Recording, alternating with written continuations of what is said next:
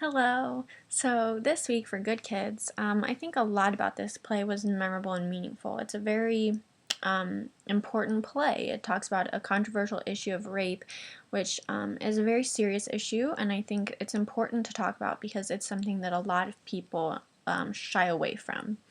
For themes, I think social media is an important one. That in our world today, everything that we do, everything that we say, we have a tendency to post it and to put it in public eye. And as terrible as it is to think about, these boys probably would have gotten away with what they did if it were not for social media.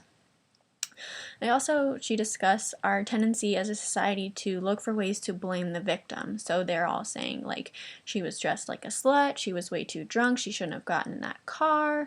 And then they even blame her friends for not watching out for her instead of seeing her as a victim and looking at the attackers as the people to blame.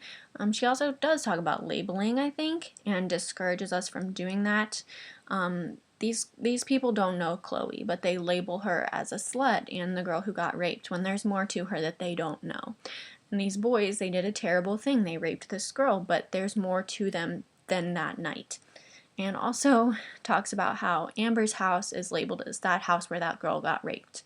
And there's more to it than that. For examples that set this apart from Intimate Apparel, the play is very different. The structure of the play is different, how it's told is very different. So the characters do much more, they talk to the audience, which isn't really done in Intimate Apparel. So I felt in this play that it felt very much like the characters were reading us a story and then acting out little parts of it, as opposed to Intimate Apparel, which is just solely acting.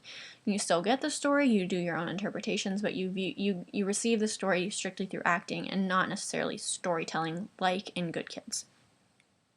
I liked in Good Kids how they did the repetitive quick lines. So if they would have a point, kind of like they did at the very end, where every character would say something similar or even the same thing just to drive a point home. That was very different. And then for Good Kids, the whole play is centered on one single plot line. So this rape and how it happened and people's perspectives. And the more traditional Intimate Apparel is a long story with multiple elements. For the 3 R's, I think this play definitely resists our views on gender and sexuality. So our society tends to look at men as they like sex, and when a man rapes a woman, it's he's a man. Boys will be boys. They like sex. This girl was drunk. Why'd she get in the car with them? And kind of says women can like sex too. It's okay to like sex. It's not okay to, but it's also important to be able to control your impulses and your desires. And I think she really raises the question of why do we give men this excuse of men like sex, boys will be boys.